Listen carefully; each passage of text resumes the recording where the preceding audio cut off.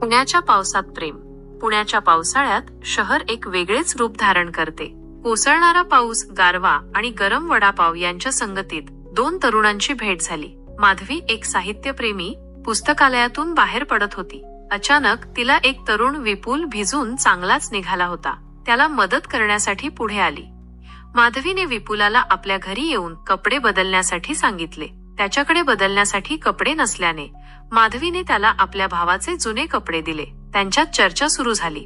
विपुल एक संगीतकार होता, तर माधवी साहित्य साधनेत रमणारी होती. त्यांच्यातून एक अद्वितीय सांस्कृतिक आदान प्रदान सुरू झाले. विपुलने माधवीला आपल्या संगीताविषयी सांगितले. त्याने तिला आपले गिटार वाजवून दाखवले. त्याने सांगितले की संगीत त्याच्यासाठी केवळ एक कला नव्हती, तर आत्मव्यक्तीचे माध्यम होते. त्याने कसे त्याच्या भावना, विचार, आनंद आणि दुःख संगीतात व्यक्त होतात ते माधवीला सांगितले. त्याने क्लासिकल संगीत, जॅझ, ब्लूज, रॉक, प्रत्येक प्रकाराची सुंदरता माधवीला समजावून सांगितली. त्याने कसे संगीत वेगवेगळ्या संस्कृतींचे प्रतिबिंब असते, कसे प्रत्येक प्रदेशातील संगीत त्या प्रदेशाच्या आत्म्याचे प्रतिबिंब असते, तेही तिला सांगितले. माधवीने विपुलाला आपल्या आवडत्या लेखकांच्या पुस्तकांबद्दल सांगितले. त्याने तिला आपल्या लेखनातील विचारांची झलक दाखवली. तिने कसे शब्दांच्या सहाय्याने ती आपल्या भावना, अनुभव आणि कल्पनांचे चित्रण करते ते विपुलाला सांगितले. तिने विपुलाला साहित्याच्या विविध शैली, कथा, कादंबरी, कविता यांचे सौंदर्य समजावून सांगितले. तिने कसे साहित्य मानवी जीवनाचे दर्शन घडवून देते, कसे ते समाजाचे प्रतिबिंब असते, तेही तिला सांगितले. पुढील काही दिवसात त्यांची मैत्री खोलवर रुजली. विपुल माधवीला संगीत शिकवू लागला. त्याने तिला गिटार वाजवण्याचे धडे दिले, संगीताच्या तालांचे सौंदर्य समजावून दिले, संगीताचा इतिहास आणि विविध शैलींबद्दल सांगितले. त्याने तिला संगीत ऐकण्याचे कौशल्य विकसित करण्यास मदत केली. कसे संगीत ऐकून आपण भावनांचा अनुभव घेऊ शकतो ते शिकवले. त्याने तिला अनेक संगीतकारांचे जीवनचरित्र सांगितले, त्यांच्या संगीताची वैशिष्ट्ये सांगितली. माधवी विपुलाला आपल्या आवडत्या लेखकांची पुस्तके वाचायला सांगू लागली. त्याने तिला त्या पुस्तकांमधून मिळालेले अनुभव सांगितले. त्यांनी त्या पुस्तकांवर चर्चा केली, साहित्याच्या इतिहासातला प्रवास केला, विविध साहित्य प्रकारांबद्दल चर्चा केली. तिने त्याला अनेक लेखकांचे जीवनचरित्र सांगितले, त्यांच्या लेखन शैलीची वैशिष्ट्ये सांगितली. त्यांची भेट पुण्याच्या रस्त्यांवर, छोट्याशा कॅफेसमध्ये आणि पावसाळ्याच्या आनंदात होत असे. ते एकत्रितपणे पुस्तक वाचत, संगीत ऐकत आणि पावसाच्या लयबद्ध ध्वनीत हरवून जात. त्यांनी पुण्याच्या संस्कृतीचा, त्याच्या साहित्य आणि संगीताचा आस्वाद घेतला. त्यांनी पुण्याच्या वाड्यांची भटकंती केली, पुण्याच्या इतिहासाबद्दल चर्चा केली, पुण्याच्या सांस्कृतिक वैशिष्ट्यांचा आनंद घेतला.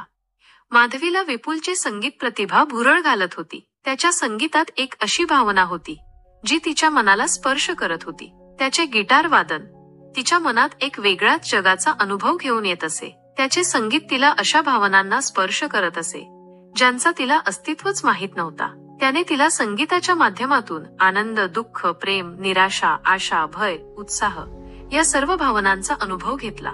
विपुलाला माधवीची लेखन शैली मोहित करत होती. तिच्या शब्दांमध्ये एक अशी काव्यमयता होती जी त्याच्या मनाला भावत होती. तिचे लेखन त्याला त्याच्या आतील भावना व्यक्त करण्यासाठी प्रेरणा देत असे.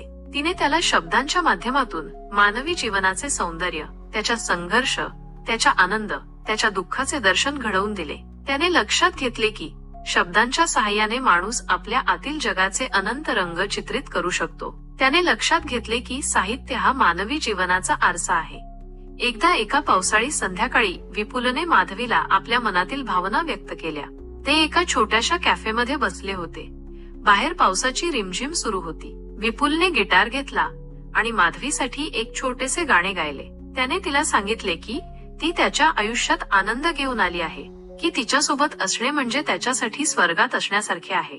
तिने त्याच्या संगीतात आपल्या आयुष्याचा अर्थ शोधला.